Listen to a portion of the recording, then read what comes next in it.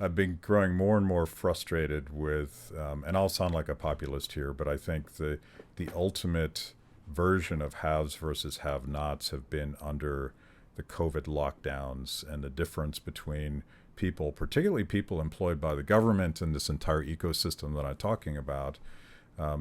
They were never worried for a minute about their jobs under lockdowns. And I live in this bubble inside of DC, and people are so obsessed about whether or not you're wearing a mask, but not a single one of them seems anxious about whether or not they're going to pay their mortgage or be able to feed their kids. And to me, there's a populist rage there about what government officials have done to working men and women and small businesses.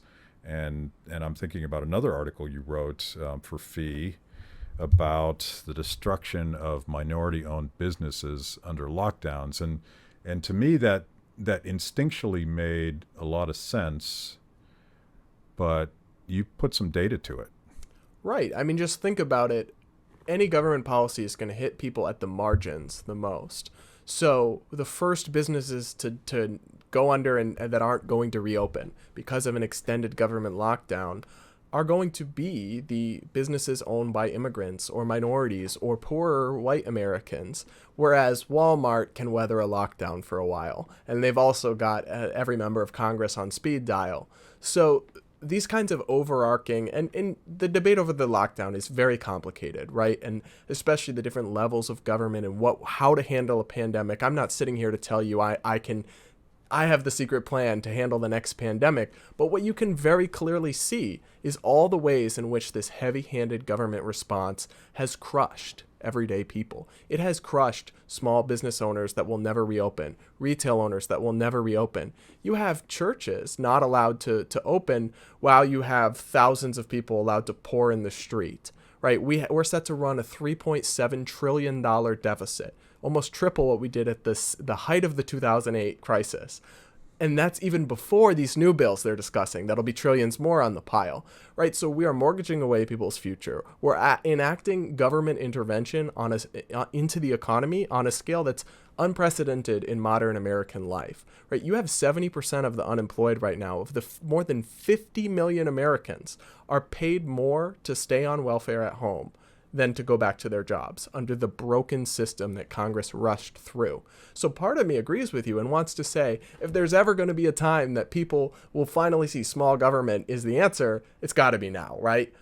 But it's not that simple, and a lot of these problems get spun as the government not doing enough, and that seems to be what some people want to hear. It is a catch-22 where, like, if the government forcibly shut down the restaurant where you were working, and by the way, George Floyd was one of those guys, the guy that was murdered by the cop in Minneapolis, he had lost his job because the Minnesota governor had shut down almost the entire service industry, almost the entire economy, and he was committing a tiny, allegedly.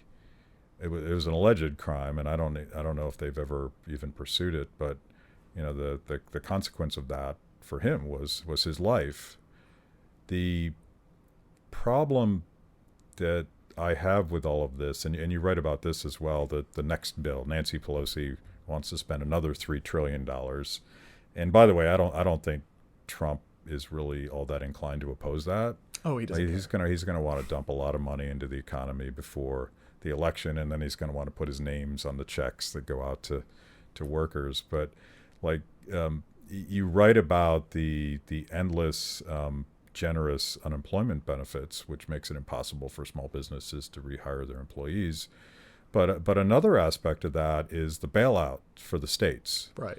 And way back when Cuomo started locking down New York, and California started locking down. And back then, it was very much the blue states that took the lead with a very authoritarian approach to this. I thought to myself, have they even thought about what that does to state revenue?